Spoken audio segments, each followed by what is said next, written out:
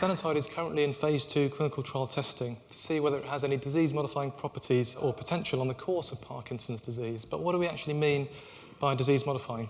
Unfortunately, there's a great unmet need in Parkinson's whereby we have very effective therapies, drugs or surgery, such as deep brain stimulation, that can treat the symptoms of the disease quite effectively. But unfortunately, none of them can affect the progression of the disease. So if you look at this graph here, this red line indicates the progression of Parkinson's disease over time. Symptomatic therapies such as drugs or deep brain stimulation can improve the symptoms, but don't ultimately affect the course.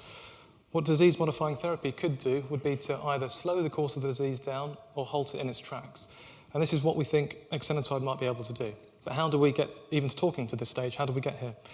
So I'm going to take you back a bit and talk about the history of Exenatide, how it's discovered, and it is of relevance to Parkinson's, do bear with me. So we've known for over 100 years ago, people proposed that there was something in intestinal tracts that could enhance pancreas function and lower people's blood sugars. They didn't know what it was, but there was some sort of molecule in there. When they tested that by giving patients with diabetes, they gave them extracts of intestinal tract to lower their blood sugars. That didn't actually work because the patients they picked at the time had type 1 diabetes, which meant that they had little or no residual pancreas function for this molecule to act on. So things seemed to die down.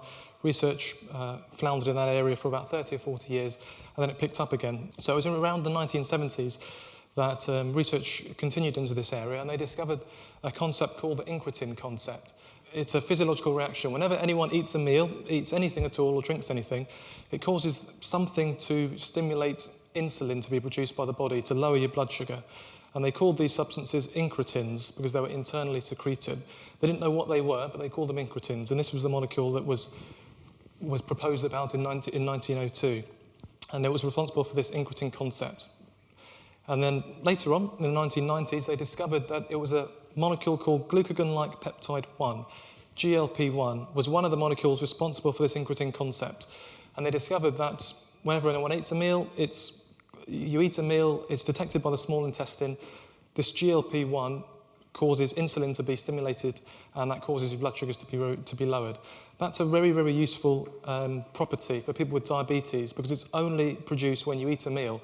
So it doesn't cause low blood sugars. So if you gave someone synthetic insulin, if they hadn't eaten a meal, they'd get very low blood sugars. But this GLP-1 is only released in response to food. So if you could utilize this, it would be extremely useful in diabetics. But unfortunately, evolution in man has come up with a way to make that very short-lived. So GLP-1 in the human body is broken down after about 120 seconds or less than 2 minutes, and it's broken down into inactive substances. So it looked like that avenue was gone. So you couldn't use GLP-1 for diabetes. You couldn't use a drug that only lasted 2 minutes to try to treat people with diabetes. So in the 1980s, scientists looking for interesting molecules in insect and lizard venom, they're looking for very bioactive peptides they could exploit for new drugs. One of the lizards they looked at was this, which is a Gila monster. It's a venomous lizard found in southwestern United States and Mexico. And in the saliva of this lizard, they discovered a molecule, a peptide, extremely similar to human GLP-1, and they called it Exenatide 4. And the really important thing about Exenatide 4 is that's different to human GLP-1 is it's not broken down after 2 minutes in the body. It lasts for hours. So potentially Exenatide 4 could really be used to help people with diabetes to lower the blood sugars. And this is what really kick-started the interest in Exenatide 4 for diabetes. So over the next decade or so, lots and lots of researchers from around the world used Exenatide 4 in animals, humans, and in the lab, models of diabetes to see if it could help people with diabetes. And they found that it did. They found that Exenatide 4 could enhance glucose-dependent insulin secretion. That means that it causes the body to produce insulin to lower blood sugar, but only when you eat something, not otherwise. It slows your stomach emptying, so that's very useful for diabetics. So if you eat a large meal, you don't want to get a big spike in blood sugar. That's very useful. And it also suppresses people's appetite and reduces body weight. Extremely useful in diabetics because obesity and high BMIs are associated with type 2 diabetes. That could be very useful also. One very interesting property also they discovered was that in the lab, Exenatide 4 seemed to preserve pancreas cell function. So in people with type 2 diabetes, people's pancreases tend to become less sensitive to insulin. They produce less insulin as time goes by. The pancreas cells die off. What Exenatide 4 could do was it preserved the pancreas cells from dying, stop them from dying, and preserve the cell function. So that was potentially very interesting also. After all these functions, Exenatide was approved for use in 2005, and Exenatide is the synthetic version of Exenatide 4, and it's now used by millions of people around the world with diabetes, around 6 million people, in 2 forms. That is Byetta, it's an injectable form of Exenatide, and that's used twice daily. And the one down underneath is Bidurion, and that's a once-weekly long-acting form of Exenatide. So we've got from lizard venom to that.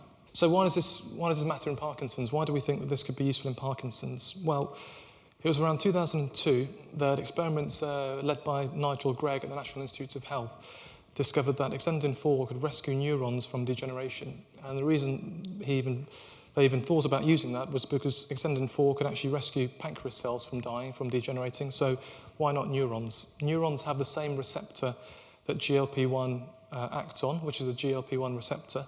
So theoretically, neurons already have the lock. They just need the key, which is Exenatide 4. And it acts on neurons to protect them from degeneration. After this initial experiment, over the next decade, Nigel Gregg and his team and lots of other teams around the world did lots of experiments using Exenatide 4 in neurons, and they discovered a lot of interesting properties that could be of relevance to Parkinson's disease. So that's Exenatide 4.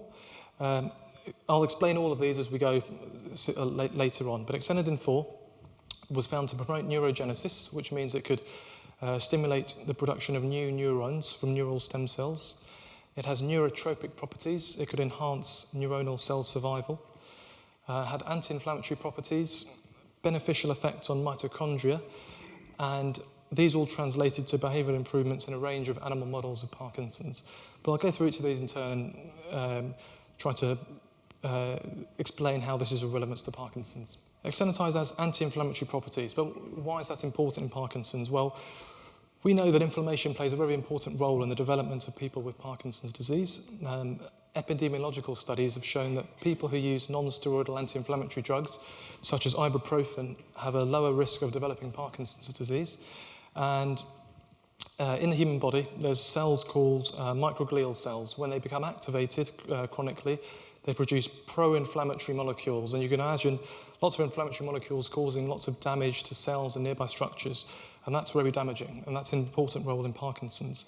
And some studies have shown that this increased microglial activation occurs in people with Parkinson's disease compared to people without the disease. They use this imaging called PET imaging. I'm just going to show you a quick picture here. So on the left is a patient without Parkinson's. These green areas are the highlighted areas of microglial activation. You can see there's still a few areas of microglial activation. That's normal. And in someone with Parkinson's, you can see these extra areas here. So there's more inflammation in people with Parkinson's. So inflammation plays a very important role in Parkinson's. So how is it relevant to Exenatide? Well, Exenatide in the lab reduces this microglial activation in mice models of Parkinson's. It also reduces the production of pro-inflammatory molecules, reduces the damage, and also causes cells to produce anti-inflammatory molecules, reparative cells. So these are potentially very useful in Parkinson's disease if it could be utilised. The next benefit is that Exenatide has benefits on mitochondrial function. Mitochondria you can think of them as power plants of your cells. So they produce energy that every cell needs every second of every minute of every day to go about its daily function. And here's a picture of some neurons. The red structures are mitochondria, so you can see there's lots and lots of mitochondria per neuron. And we know that if anything that causes mitochondria to dysfunction can cause energy productions in cells to reduce, and that can cause the cell to die by a process called apoptosis, or self-destruction. Problems with mitochondria play a big role in the development of Parkinson's and why people get Parkinson's. Some genetic forms of Parkinson's, some early onset forms of Parkinson's, they're related to mutations in genes that affect mitochondria. So the genes that cause Parkinson's control mitochondrial function. So if they malfunction, then people seem to develop Parkinson's and Parkinsonism. And also, dopamine-producing cells have very high energy demands. So they're one of the most high energy demanding cells in the brain, and they need lots and lots of energy. So if you get problems with your mitochondria, those dopamine cells preferentially die off. This may explain the selective vulnerability of these cells in Parkinson's. So Exenatide So in Exenatide, it increases cell survival through a reduction of this apoptosis that I talked about, this self-destruction, prevents cells from dying, stops them from dying, and also improves mitochondrial enzyme activity and mitochondrial function in pancreatic islet cells. So that's potentially very useful in terms of being relevant to Parkinson's. Exenatide also has neurotropic properties. So neurotropic factors are responsible for the growth of neurons, and also once you have mature neurons in the brain, they're responsible to help them survive. So they bathe the neurons and help them survive and grow into the right places. Some studies have shown that people with Parkinson's have reduced levels of these tropic factors in the brain, and this is the basis of some of the studies you may have heard about that happening in Bristol, where they're injecting tropic factors into people's brains to try to enhance the cell survival of dopamine neurons. And that's the basis of that. That's an abstract picture. I was trying to find a picture of neurotropic factors. I failed, so that's an abstract picture. So Exenatide, what Exenatide does is it induces neurote outgrowth. Those are the branches on neurons, promotes neural differentiation into different cells, and rescues degenerating cells in the lab and in animals. Acts in the same way as a nerve growth factor does in the human brain. So it acts as a neurotropic factor as well. And that's potentially very, very encouraging and very interesting for people with neurodegenerative diseases like Parkinson's. Exenatide also promotes neurogenesis. Now, it was thought for a number of years that neurogenesis is the production of new neurons from neural stem cells. And it was thought that this forming new neurons from neural stem cells only occurred in embryonic development. But we now know there's two areas in the brain that have populations of cells that can continually produce new neurons, basically. That's in the hippocampus and the subventricular zone in the brain. Well into adulthood, you can still produce new neurons. So some studies have shown, other studies have completed this, is that adult neurogenesis, producing new neurons in Parkinson's, is affected.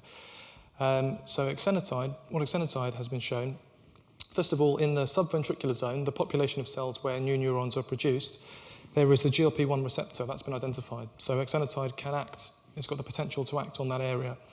And if you give rats peripherally administered Exenatide-4, which is Exenatide, it doubled the number of cells in this subventricular zone compared to the control. So you can see here on the left is the vehicle, that's the control, all these black areas are cells. You give them Exenatide-4, and it doubles the amount of cells. That's the control, and that's after Exenatide-4. So one interpretation of this study is that it could stimulate neurogenesis to occur as well. So all of these are very, very exciting properties, but a lot of drugs before Exenatide has come along have demonstrated lots of beneficial effects in the lab, in Petri dishes, in test tubes, but they don't translate to animal models of Parkinson's. So what Exenatide has demonstrated is multiple therapeutic effects across a range of different animal models, not the same animal models, but a variety of different animal models of Parkinson's. Animals pre-treated with Exenatide in Parkinson's have completely protects them, the neurons, from toxins that usually cause dopaminergic neuronal degeneration. And if you give Exenatide after you've given the animals toxins, it stops the degeneration of dopaminergic neurons and reverses the loss of extracellular dopamine in animals. And not just the effects on motor function and dopamine, it also improved non-motor benefits, such as improvements in memory function, behaviour, and also normalised the levels of neurotransmitters that are also lost other than dopamine. So in Parkinson's, it's not just dopamine that is effective, as other neurotransmitters such as serotonin and noradrenaline, which can also account for some of the non-motor symptoms that we sometimes see. And in animal models of that, Exenatide is able to normalise those levels of neurotransmitters. So based on this very encouraging preclinical evidence, so not in humans, the first pilot trial of Exenatide was undertaken in 2013, spearheaded by Dr. Tom Faltney at the National Hospital at Queen's Square. So it was a proof of concept study with 45 patients with moderate severity Parkinson's. It was an open-label, randomised, single-blinded trial. What that means is there was two sets of patients. One was a control arm, one we gave Exenatide to, but the patients knew they were getting the drug. They knew it wasn't unblinded. The trial lasted 14 months, with 12 months in active treatment. So there was a 2-month washout period, which meant that we wanted to see if the drug continued to produce beneficial effects after people stopped the drug. So as many of you might know in the audience, if you were to stop your levodopa or your dopamine agonist suddenly, you would not feel better. A week later you'd feel worse. So we wanted to see whether these effects were long-lasting and not just due to the effects on the symptoms. There were blinded video assessments at baseline 6 and 12 months, and that meant that the patients were assessed on video, walking, speech, movement tests by the assessing doctor who knew that what drug they were on, but they were sent to a separate doctor somewhere else who didn't know what medication the patient was on, whether they were on their own medication or the Exenatide. So it was single-blinded. 51 patients were assessed. Out of those 51, 45 made it through eligibility and underwent randomization, 21 to the Exenatide group, 24 to the control group. Both the groups were on their normal medication. The Exenatide group received the Exenatide on top of their normal medication. One unfortunately dropped out less than 3 months after the trial started because of subjective failures of his L-DOPA. So he was replaced, but 20 completed the follow-ups and 24 in the control group completed the follow-ups. In the Exenatide group, 2 people dropped out at 9 and 10 months, respectively, one due to worsening taste and subjective worsening of his symptoms. The other one dropped out due to excessive weight loss. One person dropped out of the control group due to worsening of his Parkinson's, but all of them were included in the primary analysis. So, what about the results? So, the main primary outcome was what we call the Movement Disorder Society Unified Parkinson's Disease Rating Scale, Part 3, off. That's a bit of a mouthful. What that means is that is it's Part 3 of a scale used to assess someone's Parkinson's disease. Part 3 is the motor scale or the movement scale. So you assess people's walking, their speech, their dexterity, their feet movements, things like that. And you get a score. And we assessed it in the off. Off means off their medication. People were asked to stop their tablets 24 hours before, so we could see how their Parkinson's really was unmasked by their tablets. With the score, the higher the number you get, 0 is normal, so the higher the number you get means that more difficulty you have doing things. You might have more difficulty walking, you might need sticks, frames, things like that. But 0 is normal. So if you look at this graph, what we can see, the vertical axis is the score, so 0 is normal, 60, the higher up you go, the more difficult things are for you to do, and that's the baseline. So if you look at the control line, which is the black line, so at the start and then 14 months later, you can see the control group progressively deteriorated, progressively got worse in this movement scale. And that's kind of what we expect Parkinson's, the course of Parkinson's over time. You progressively tend to get a tiny bit worse. The Exenatide group, actually, at the end of 14 months, were roughly exactly where they started, or a bit better than when they started. They were unchanged. And more importantly, at 12 months, 2 months after stopping the drug, these benefits that they showed, they were still there, basically. So they still had the benefits 2 months after stopping the drug. That was quite encouraging. So that difference worked out to about 7 points on this scale. The secondary outcome was because we knew Exenatide has benefits in memory in preclinical models. So we tested cognition. So that's called the Mattis Dementia Rating Scale. It's a score out of 144. 144 is normal. You get all the questions, you get all the points. So if you look at this scale, the control group over 14 months, their memory function progressively got worse over the end of 14 months. Whereas the Exenatide group, actually their memories improved over 14 months. And at the end of 12 months, those benefits still continued to climb. So 2 months off the drug, they were still getting better. And that was about a 6.3 difference in between the two groups. The interesting thing about this trial is that we wanted to see what happened a year later.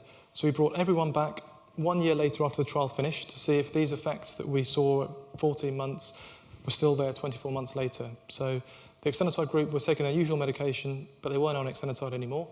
And so we can see the results here. The control group, from 12 months to a year later, progressively deteriorated. So from 0 to 2 months, a progressive deterioration, unfortunately, in their motor scale. The Exenatide group started there and they ended there. And that, they were the same when they started than when they finished. All the benefits they had gained, end of 12 months they had maintained, basically. So these benefits seem to be continued and carried across, even though they weren't on the drug. Worked out to about an 8-point advantage. Same with the memory scores. So the memory scores, the control group suddenly progressively deteriorated, and the Exenatide group had maintained all their benefits in cognition, 12 months not being on Exenatide. Worked out to about a 5-point advantage over the control group. So what did this trial tell us? So first of all, the most important thing is how safe it is. It was well tolerated by people with Parkinson's. It's always very important when testing a drug in a new population to find that out. Weight loss and nausea were common in both groups, but more so in the Exenatide group. It was encouraging that, based on the results that we just saw, that Exenatide may or may not have neuroprotective effects in people with Parkinson's. And there's a big but. Because of the open label design of the trial, it's impossible to say whether this effect that we saw was due to a placebo effect, if it was real, or a combination of the two. A placebo effect, where people know they're going to take an experimental drug that can do them benefit, is a very powerful effect, and it can actually lead to real changes, biochemical changes, and changes in how people perform if they think they're on something that's going to be helpful. So we couldn't really tell whether it was a combination of the two. So what we're doing now is the phase 2 trial. So what we're involved in now is we're doing a randomized double-blind placebo-controlled trial. 2 groups, both people get injections, but only 30 get the Exenatide, 30 get a dummy drug. Patients don't know and we don't know. So it's out of 60 patients. They're going to be using the long-acting form of Exenatide, which is Bydureon. We see patients every 3 months for a total of 15 months, with a 3-month washout period at the end, like the similar trial, to see if the benefits are carried forward.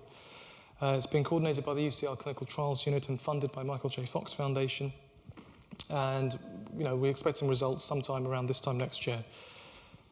So looking into the future, how can we find more drugs like Exenatide? So one way is to find new compounds. Find compounds like Exenatide by looking at compound libraries, intellectual property and scientific databases to find new drugs that could be useful. Have to find new targets that could be relevant in Parkinson's disease by looking at accessible databases. Network analysis means trying to find the links between diseases to see if there's any common links, to see if drugs that are used for one disease could be used to treat for another. And also, once you've found a drug, you need to screen it. So screening usually takes a while, but if you use high throughput systems or small organism-based screening, you can screen lots and lots of drugs at the same time quite cheaply and effectively.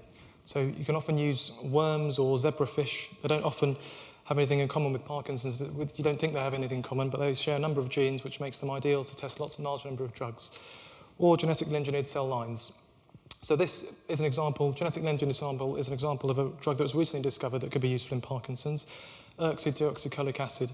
So Oliver Bandman's group in Sheffield last year used some skin cells from a patient with a genetic form of Parkinson's disease that caused defects in mitochondria, and then used those skin cells to test 2,000 compounds against that tissue. And they discovered that ursodeoxycholic acid, a drug that's already used to treat liver disease, so it's already passed all the safety requirements, improved mitochondrial function. So now what they're doing is they're planning a pilot human trial, and recruitment for this trial is due to start pretty soon. Also wanted to quickly talk about the Linked Clinical Trials Initiative. This is an initiative set up by the Cure Parkinson's Trust in 2012 and 2013 to do what Dr. Roach was talking about earlier, bringing treatments to people with Parkinson's quicker. So what they did an extensive review of the literature looking for molecules that could be useful in Parkinson's disease, drugs that you wouldn't ordinarily think of. Whittled that down to 72 potential candidates. That got whittled down to 26 for reasons of safety, ability to get through the blood-brain barrier. And then they assembled an international team of experts in Parkinson's from Europe and America to compile dossiers on these candidates. Out of those dossiers of 21 potential candidates, they picked 7, which they thought were really, really good and really promising in terms of being useful in Parkinson's. And here are the 7 they picked. As you can see, Exenatide, that was at the top. That was already being used in the trial that we're doing now. Liglutaride and Lixenatide, as you can tell by the spelling, those are related to Exenatide. They're GLP-1 agonists used in diabetes. Liglutaride's already been used in a trial in Alzheimer's in Southampton. Terferoprone and terferotox are iron chelators used in the treatment of thalassemia. These are already drugs that are being used. And there was a trial, phase 2 trial, that seemed to indicate they may have beneficial neuroprotective effects, and a phase 3 trial is being planned. Simvastatin, I'm sure everyone knows, is used to treat cholesterol. As well as treating cholesterol, it has a number of other properties. It's useful in inflammation, it can stop proteins from aggregating, and a pilot trial is being planned now. And trehalose is a natural sugar found in plants that people think can affect the accumulation of proteins. Alpha-synuclein is one of the proteins that accumulates in Parkinson's disease. This seems to stop it from aggregating, stop it clumping together. And that trial's being planned as well. So, the key points I wanted to just reiterate, really. Drug repurposing can be used to speed up the process of bringing new treatments to patients. And Exenatide is just one of many drugs that are being repurposed for possible use in Parkinson's disease. And new tools, as we described, are constantly being developed to identify new drugs and targets that could be of relevance to Parkinson's. If I was to do the same walk in teeteringly high heels, as you can see on the picture here, I would necessarily slow my walking down and might not be so confident about doing all those other things at the same time. It could be something we can use to detect Parkinson's earlier. It also could tell us something about the biochemistry of people with Parkinson's, what's different, and maybe even a clue to fundamental causes and new treatments.